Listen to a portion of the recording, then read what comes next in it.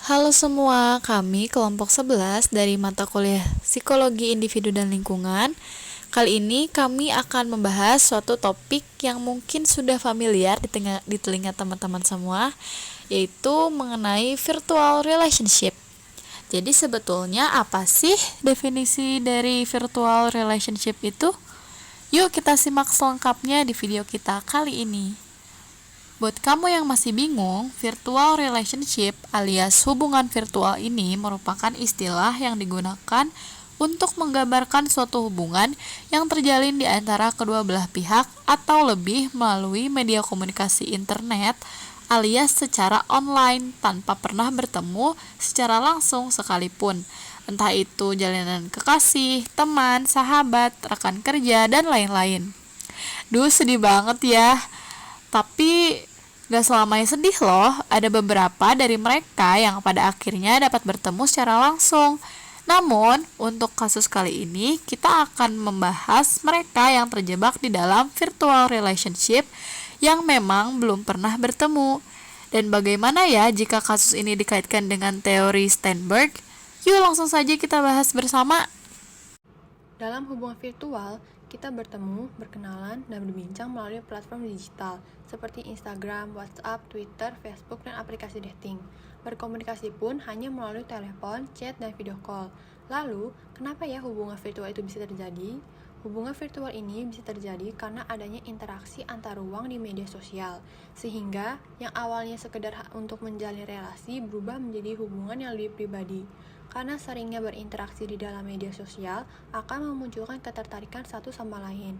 Entah itu karena adanya kesamaan, ketertarikan secara fisik, evaluasi positif terhadap seseorang, dan masih banyak lagi.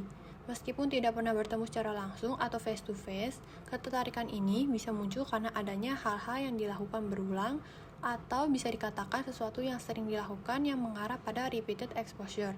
Namun, di balik setiap hubungan pasti selalu ada hambatan yang terjadi. Misalnya, hambatan psikologis, hambatan sosiokultural, dan hambatan interaksi verbal. Seringkali hubungan interpersonal ini terbentuk dari adanya interaksi kedekatan berupa chatting melalui direct message di Instagram secara terus-menerus yang kemudian meningkatkan daya tarik satu sama lain. Kedekatan ini berawal dari kontak antara dua orang yang sangat sering. Pada pembahasan kita kali ini, jika dihubungkan dengan teori dari Steinberg tahun 1986 yang membahas mengenai triangular theory of love, di mana cinta dapat dipahami seperti sebuah segitiga yang masing-masing sudutnya terkandung 3 komponen, yaitu intimacy, passion, dan komitmen. Dalam menjalin hubungan virtual ini, sangat dibutuhkannya ketiga komponen tersebut, dan hubungan interpersonal ini dapat berkembang sebagaimana hubungan interpersonal di dunia nyata, meskipun masing-masing individu belum pernah bertemu secara tatap muka. Hal ini dikarenakan adanya keintiman, komitmen, dan gairah yang terjalin antara kedua individu tersebut. Nah, menurut teman-teman, kira-kira dalam hubungan virtual itu lebih condong ke arah consummate atau passionate love ya? Ya, betul sekali. Terbentuknya hubungan virtual melalui Instagram ini lebih condong ke arah passionate love, di mana tumbuhnya komponen gairah yang berisi dorongan yang dapat menimbulkan emosi kuat dalam hubungan cinta, yakni melalui daya tarik fisik maupun seksual. Steinberg juga mengatakan bahwa gairah merupakan suatu keadaan yang secara mendalam membuat seseorang selalu ingin bersama dengan orang yang dicintainya. Gairah merupakan ekspresi dari keinginan dan kebutuhan seperti harga diri, pengasuhan, afiliasi, dominasi, kepatuhan, dan kebutuhan seksual. Namun ekspresi dari berbagai kebutuhan tersebut berbeda-beda tergantung pada orangnya, situasi, dan jenis hubungan cinta. Kebutuhan-kebutuhan ini termanifestasi dalam gairah fisiologis dan psikologis yang seringkali tak dapat dipisahkan satu sama lain. Maka, komponen gairah tampak sangat memancarkan bentuk fisiknya di media sosial, ya seperti Instagram ya. Maka akan semakin memungkinkan individu lain untuk menemukan gairah dan emosi yang tentunya akan menjadi alasan yang kuat terhadap terbentuknya virtual relationship. Adanya daya tarik fisik ini juga merupakan bagian dari external source of attraction. Sementara untuk internal source of attraction dalam relationship virtual adalah tentang bagaimana kepribadian antar kedua individu yang dapat saling memberikan kenyamanan sehingga hubungan tersebut dapat bertahan lama. Kenyamanan ini merupakan bagian dari emotion dan attraction seseorang. Misalnya kapan orang tersebut mengatakan atau melakukan sesuatu yang membuat individu merasa baik atau buruk secara langsung. Dan individu cenderung mengevaluasi secara positif saat sedang merasa baik dan negatif saat sedang merasa buruk atau tidak secara langsung.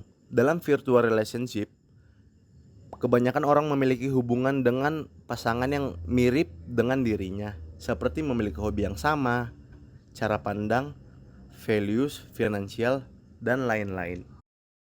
Jadi, sebelum terbentuknya virtual relationship di Instagram maupun di media sosial lainnya, individu awalnya tidak saling mengenal satu dengan yang lainnya. Namun, setelah terjadinya proses komunikasi yang intensif, yaitu dengan saling berkirim pesan melalui icon direct message secara terus-menerus, maka komunikasi yang berjalan antara dua individu pun terbentuk semakin serius dan mendalam. Hal inilah yang menjadi dasar atau awal mula terbentuknya hubungan virtual dari kedua individu. Namun, teman-teman harus tahu bahwa bertukar pesan saja tidak mampu untuk terus-menerus menumbuhkan kepercayaan dalam sebuah hubungan. Maka dari itu, perlu adanya daya tarik fisik antara kedua individu yang nantinya akan menumbuhkan komponen gairah dan emosi yang kuat.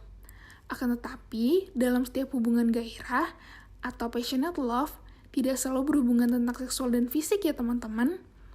Contohnya saja, ketika seseorang dengan kebutuhan kasih sayang yang tinggi, mungkin akan mendapatkan pengalaman gairah pada orang yang memberi kasih sayang kepadanya, seperti menyediakan waktu saling berkabar dan berkomunikasi satu sama lain. Hal ini juga sama seperti yang disampaikan Sternberg pada tahun 2009. Nggak terasa udah habis aja ya pembahasan kita kali ini.